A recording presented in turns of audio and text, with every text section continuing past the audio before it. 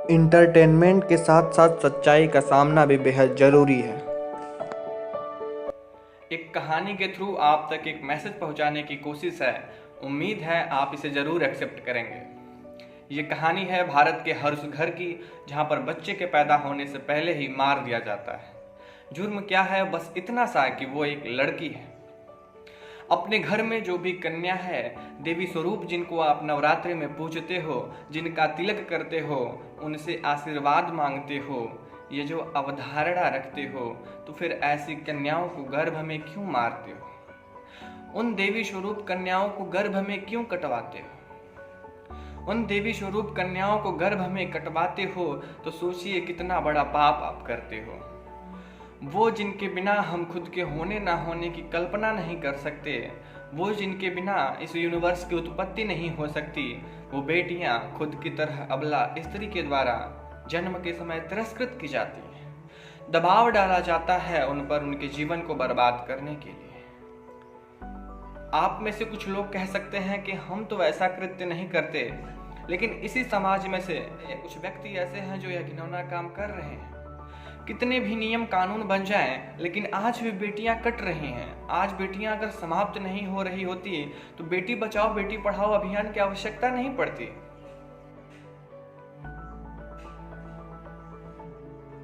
आइए आप सिलसिलेवार तरीके से बात करते हैं कि इसका मेन काज क्या है, मेन रीजन क्या है, विमेन लेवल क्या है, धार्मिक मत के बारे में बातें करेंगे और किस तरह से हम एक टेक्नोलॉजी का मिसयूज कर रहे हैं उस पर भी पॉइंट ऑफ व्यू और डेटा से बातें करेंगे।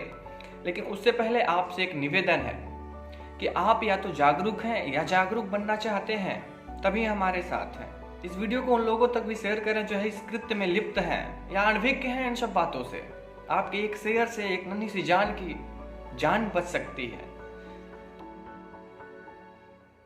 हमारी मानसिकता क्या है लड़कियों के प्रति इस समाज में, उस पर बात करना बेहद जरूरी बन जाता है। हमने अक्सर कहते हुए सुना है कि एक लड़की या स्त्री की समस्या को एक लड़की या स्त्री ही समझ सकती है। आज सभी परिवारों को लड़का चाहिए, क्यों? अपना वंश आगे बढ़ाने को। क्या हम बेटियों और उनके प्रति मानसिकता को केवल कागज के पन्नों पर ही आगे बढ़ाएंगे? यह सवाल खुद को मर्द कहने वालों से पूछना जरूरी है जो ऐसा करने का दबाव डालते हैं। बात तो थोड़ी कड़वी लग रही होगी, लेकिन क्या कभी आपने सोचा कि अगर आपकी माँ नहीं होती तो आप होते? आप जिससे बेटा मांग रहे हैं, आप जिससे बेटा मांग रहे हैं, जिससे बेटे की उम्मीद लगाए बैठे हैं, अगर वो नहीं होती तो क्या आप बेटे की उम्मीद लगाते? नहीं जनाब। वो मशीन नहीं कि जो आप मांगोगे वो निकाल कर दे देगी। यह सोचना कि बेटा जरूरी है अच्छी बात हो सकती है, लेकिन यह सोचना कि बेटी की बलि चढ़ाकर बेटा पाना चाहें तो यह अच्छी बात नहीं, पाप है। रविंद्रनाथ टैगोर का वो quotation, give us good women we will have a great civilisation, आज निरर्थक हो रहा। भारत में लोगों का माइंडसेट यही है। यहाँ पर महिलाएं एक सबऑर्डिनेट जेंडर के तौर पर देखी जाती हैं। एक रूल, एक नियम हर चीज का रहने का उनके लिए फिक्स कर दिया गया है। एक बाउंड्री क्रिएट कर दी गई है जिसके अंदर रहना उनके लिए अत्यंत महत्वपूर्ण है। क्योंकि हम लोग बेटियों को बेटों से कम वैल्यू देते हैं, कम वैल्यूएबल मानते हैं।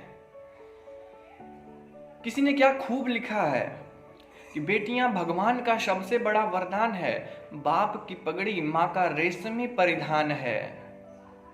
बेटियां भगवान का सबसे बड़ा वरदान है, बाप की पगड़ी माँ का रेशमी परिधान है। सुरलता मंगेशकर सुर के समंदर डोलते हैं। मूर्ख हैं वो लोग जो बेटियों को बेटों से कम तौलते हैं। एक छोटा सा डाटा आपके सामने रखना चाहूंगा। एग्जाम्पल के तौर पर अगर देखें तो उत्तराखंड में विमेन बहुत एक्टिव है। 1973 में हुए चिपको मूवमेंट में कितना बढ़ चढ़ के हिस्सा लिया था उन लोगों ने, सभी को मालूम है। एक लेख के मुताबिक women in the state have traditionally been the economic backbone of their families, earning money, managing households, gathering firewood and transporting water over dozens of kilometers every day. एक ऐसा स्टेट जहां पर विमेन इतनी एक्टिव है, वहां के अगर child sex ratio की बात करें तो 2001 में 901 से 2011 में 890 तक आ पहुंचा। PRI यानी कि पॉपुलेशन रिसर्च इंस्टीट्यूट के मुताबिक पूरे देश में 1990 से 2018 के बीच में करीब 15.8 मिलियन गर्ल्स को प्रीनेटल टेस्ट सिलेक्शन के थ्रू मार दिया गया और केवल 2018 में 5,50,000 गर्ल्स को मारा गया। ये आंकड़े और भी शॉकिंग हो जाते हैं जब हमें एक गवर्नमेंट सर्वे के दौरान पता चलता है कि उत्तराखंड के उत्तरकाशी डिस्ट्रिक्ट में 132 गांवों में पैदा हुए पिछले 3 महीनों में 216 बच्चों में से कोई भी लड़कियां नहीं हैं। ये सारे आंकड़े हमारी मानसिकता को दर्शाते हैं कि हम क्या सोचते हैं। हमारे देश में अधिकतर हर जगह जरूर न कहीं कहीं रिलीजन की बात होती है, धर्म की बात होती है। उस धार्मिक मत क्या कहता है? इंडियन सोसाइटी में लड़कों को फैमिली के अपहोल्डर के तौर पर देखा जाता है। बहुत सारे हिंदू फैमिली में विश्वास है कि एक इंसान, एक व्यक्ति का स्वर्ग में स्थान पक्का है यदि केवल उसका पुत्र उसके एसेस को गंगा नदी में प्रवाहित कर दे। यहाँ पर जब हम धर्म की बात कर रहे हैं तो ये देखना बड़ा दिलचस्प हो जाता है कि कितने ऐसे महान पुरुष थे जिन्होंने शादियां नहीं की या जिनके बेटे नहीं थे। विवेकानंद जी जिन्होंने शादियां नहीं की, तो क्या उनको मोक्ष की प्राप्ति नहीं हुई? राजनीति में नहीं जाना चाहेंगे लेकिन फिर भी अबुल कलाम आजाद, उन्होंने शादी नहीं की। अटल बिहारी वाजपेयी, उन्होंने शादी नहीं की, बेटी को गोद लिया था। तो क्या ऐसे व्यक्तियों को स्वर्ग में स्थान नहीं मिला होगा? हम जिस धर्म को मान रहे हैं, जिस धर्म को एडॉप्ट किए बैठे हैं, अगर उस धर्म में आंख उठाकर देखें तो कितने लोग ऐसे हैं जिनको पुत्र नहीं है। अभी ये महानुभाव जहां पर प्रीनेटल टेस्ट की बात कर रहे थे, तो हम आपको बता दें कि प्रीनेटल टेस्ट एक ऐसा टेस्ट है जिसमें फेटस के जन्म से पहले ही पता लगाया जाता है कि फेटस मेल है या female. It means once a family decides to get rid of a female foetus, it can simply go to a bigger city and get the job done. Poor family कभी कभी higher rate of interest पर loan लेती है prenatal test selection कराने के लिए। ऐसा test जो केवल जेनेटिक अबनॉर्मलिटीज को चेक करने के लिए बना था, हम उसका किस तरह से इलीगली मिसयूज फेटस के सेक्स डिटरमिनेशन में कर रहे हैं। जो चीज हमारे अच्छाई के लिए बनी थी, हम उसका उपयोग बुराई के लिए कर रहे हैं, हत्या के लिए कर रहे हैं। वो लोग खुद को हत्यारा कहने के बजाय बेटे के जन्म की खुशी मनाते हैं। अच्छी बात है। इसी महानुभाव की तरह कुछ लोग कहेंगे कि 2 गर्ल्स तो ऑलरेडी हैं, तो क्या तीसरे के बारे में टेस्ट नहीं कर रहे हैं? अरे भाई, सबसे आपसे बड़ा बेवकूफ कोई मिलेगा ही नहीं जो 2 बच्चों के बाद तीसरे के बारे में भी सोचे। लड़की हो या लड़का, क्या फर्क है? तो रही बात बुढ़ापे में सेवा करने की, तो बेटा या बेटी व्यक्ति को सुख या दुख नहीं देते। व्यक्ति को सुख देता है तो उसका कर्म, दुख देता है तो उसका कर्म। अगर बेटा है तो आपको मुबारकबाद, मुबारक हो, वरना भगवान जो दे सबसे अच्छा, प्रण कीजिए बस 2 बच्चा। या लड़की को मारकर लड़के का सुख प्राप्त कर लेने से तो अच्छा है बिना संतान के रहे।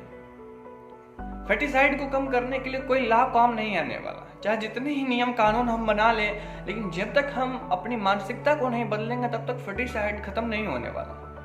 हत्याएं ऐसी होती रहेंगी। बड़ी बेटियां जब मरती हैं तब हमें भी दुख होता है, लेकिन जब एक बच्ची, एक नादान बच्ची जिसने संसार को देखा भी नहीं, वो जब मरती है तब सभी लोग कहाँ रहते हैं? तब कोई आवाज नहीं उठाता, तब कोई वीडियो को शेयर नहीं करता। कहाँ गए वो लोग? कहाँ गई उनकी ममता? हमें बदलनी होगी अपनी मानसिकता जो एक पुरुष प्रधान समाज ने बना रखी है। लाख कैंडल हम लेकर सड़कों पर निकल जाएं, कुछ नहीं होने वाला। दुख सभी को होता है। आज आप इस वीडियो को शेयर कीजिए। अगर हमारी बातों से सहमत हैं और मुझे सपोर्ट करना चाहते हैं तो बस केवल सब्सक्राइब बटन कीजिए, लाइक कीजिए और ऐसे लोगों तक वीडियो को पहुंचाइए जिससे वो भी कुछ, उनकी मानसिकता भी बदल सके। अगर 1% भी बदल गई तो बहुत बड़ी बात होगी। चलते हैं।